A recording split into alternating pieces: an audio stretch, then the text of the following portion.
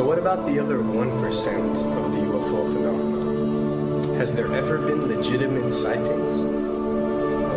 As promised, we're going to cover this 1% in a future episode. But I'll share with you something a wise man once shared with me. Before we should start focusing on dealing with problems outside our world, we should first focus on solving the problems within our world. And before you can start solving problems within your world, you first have to solve problems within yourself and within your surrounding environment of family and friends. So basically what I'm trying to say is that we have priorities that we need to focus on first and foremost so we can successfully build our lives and our minds. Now, it's no secret that the difference between what the government knows about UFOs and aliens and what is shared or released to the public is extremely enormous. And unfortunately, governments and several organizations on Earth are taking advantage of the UFO phenomenon to achieve worldly agendas. So why do we see particle beams, huge ones, firing at things that are, you were saying 200,000 Gs? Yep. I mean, go over that. Well, because I think it's part of a test for if there are bad guys out there. Or maybe they're doing preparations for factions. We may be looking at more than one faction.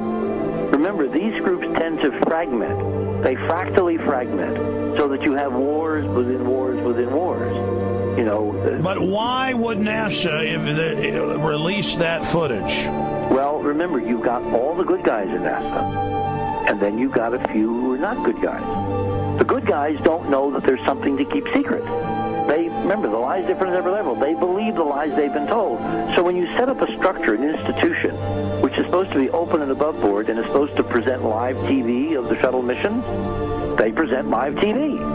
Now, the controllers can't say, oh, well, you can broadcast this, but you can't broadcast that.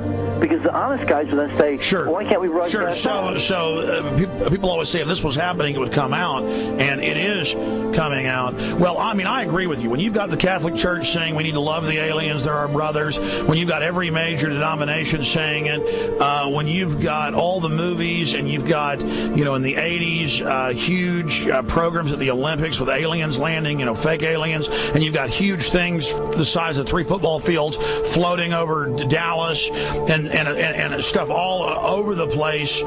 Something's going on. And then I read government documents about fake extraterrestrial landings. Any of this. Why? I mean, you believe it's fake. Remember Operation Northwoods? Yes. Okay. Or we can go to the, September 11th. Governments do huge, big things to sway populations at key nodal points in history. They love hoaxes. Yeah, well, it's manufactured history is what it is. We are building, all my UFO friends, I need to shake them because they're so, frankly, they're extremely naive, Alex. They really believe we're building toward disclosure.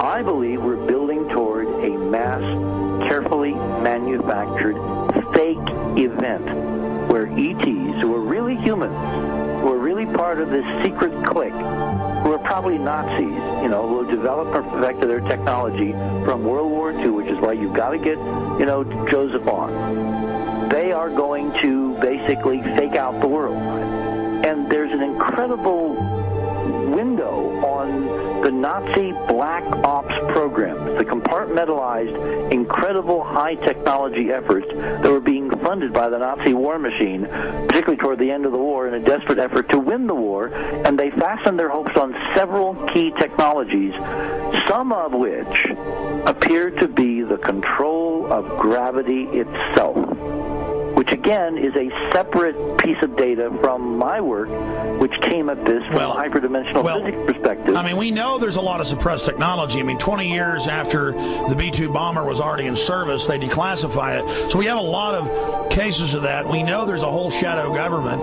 This is technology and physics, Alex, that would make anything you think you know like a candle flame compared to a hydrogen bomb. This is a physics that literally allows you to rearrange time.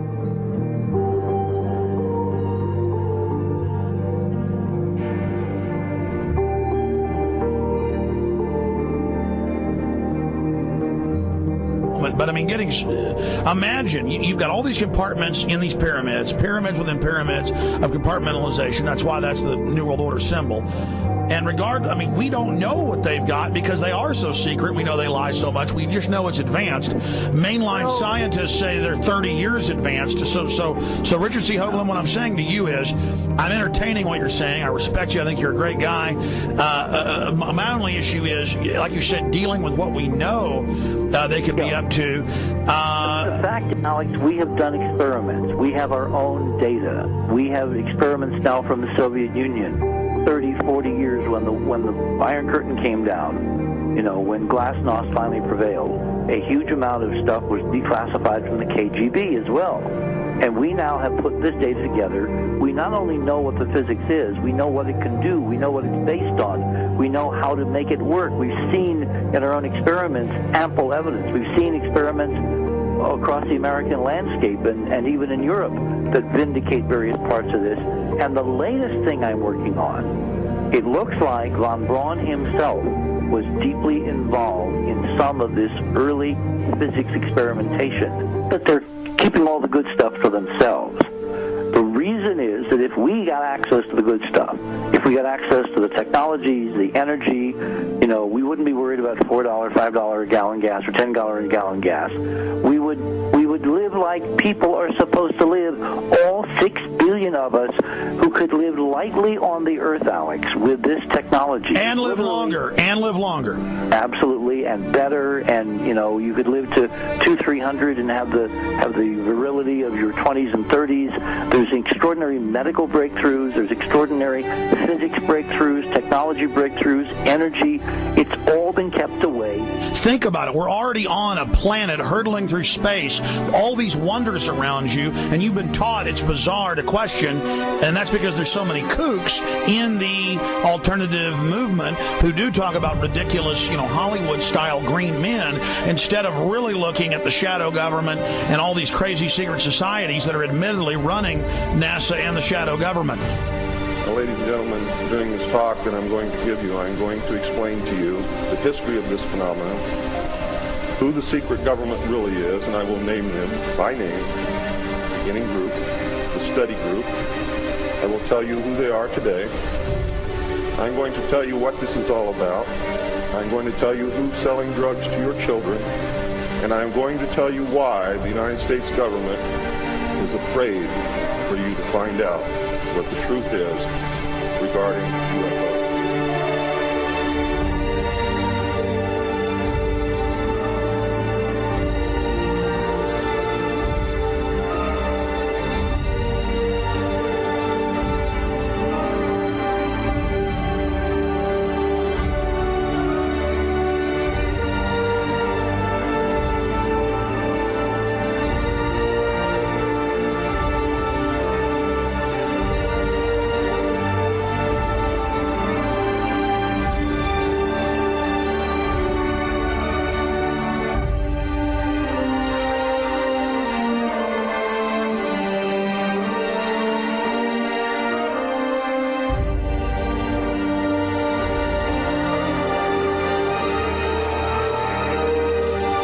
And it turns out that even though she remembered that she'd been part of the team to debrief the astronauts, she couldn't remember a thing that they said. She couldn't remember why she no longer was working with NASA. She couldn't remember. In other words, her memory lapses were enormous, and I don't think they were feigned, because we now found the same pattern in all the flight crews. Because the awful truth, Alex, is they have been brainwashed. They have been mind controlled. They have had a technology, a very sophisticated technology, which took away the real missions that they experienced.